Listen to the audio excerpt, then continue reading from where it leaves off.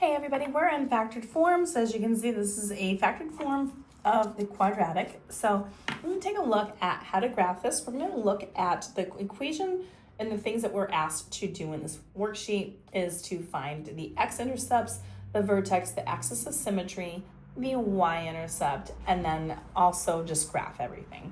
So we'll start off with the easiest part of all of this, which is the x-intercepts. So the x-intercepts are just setting them equal to 0. So both of my binomials are going to be set equal to 0, and then we go ahead and solve. And this is really easy because this is a nice one-step equation. X is going to end up equaling -2 for the first one, and then this one's going to be x equaling a +6 for that second one.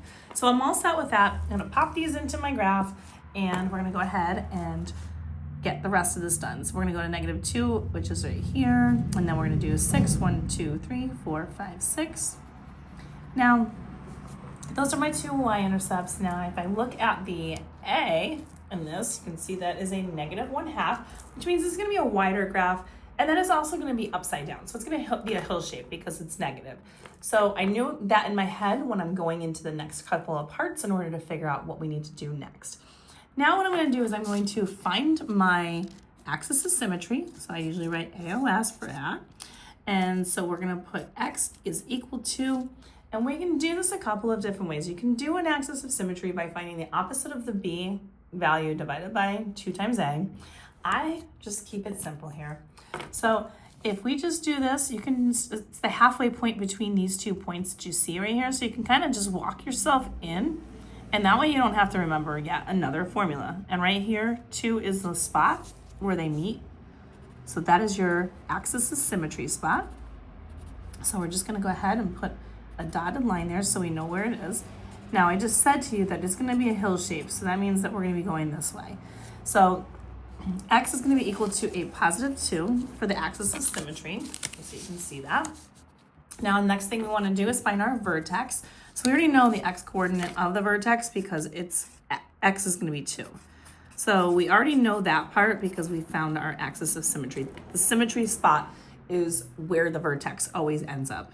So we're going to put 2 in there because we already know that. And all we're going to do is plug into this original equation right here. And we're going to solve for the y value. That's going to help me with the y coordinate for the vertex. So we're going to go ahead and we're going to say -1/2. And then parentheses, we're going to put in 2 plus 2. And then we're just going to, this is just coming from this equation right here. So we're going to put 2 minus 6 over here. And we're just going to go ahead and solve. So when we do this, 2 plus 2 is 4.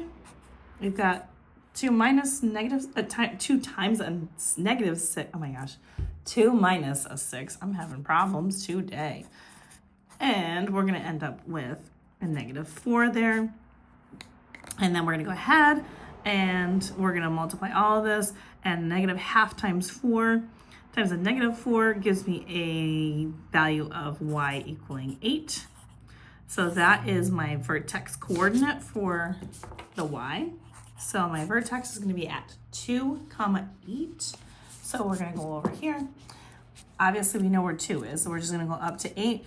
We're going to count that up. 1, 2, 3, 4, 5, 6, 7, 8. That's where the point's going to end up as. And then we're going to go ahead. One more point we're going to do, which is the y-intercept.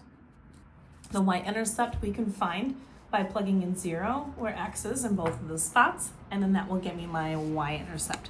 So y is equal to a -1/2 times, we're going to plug in 0 with x there. We're going to plug in 0 in the next one as well. As you can see, there they are. And then we're going to go ahead and solve for our problem. This is going to be 2. This is going to be -6 right here. And then, of course, the beginning part of that -1/2. So when we take a -1/2 times the 2 times the -6, we're going to end up with y equaling a +6, which then means that my y-intercept is at 0, 6. And then I'm going to go ahead over here to the graph, 0 here, and we're going to go 1, 2, 3, 4, 5, 6, put a dot right here. As we said that it was going to be a hill shape, I now have my hill shape, and then I just graph it, and that looks terrible, but that is how it looks. And if you want more questions like these, you can find them on my YouTube, Instagram, and TikTok at YouWantAlgebra. All of these are going to be located in my quadratic function section. And please let me know if there's any questions, comments, anything you'd like. Share it and let me know what you want to see more of, and I'll talk to you soon.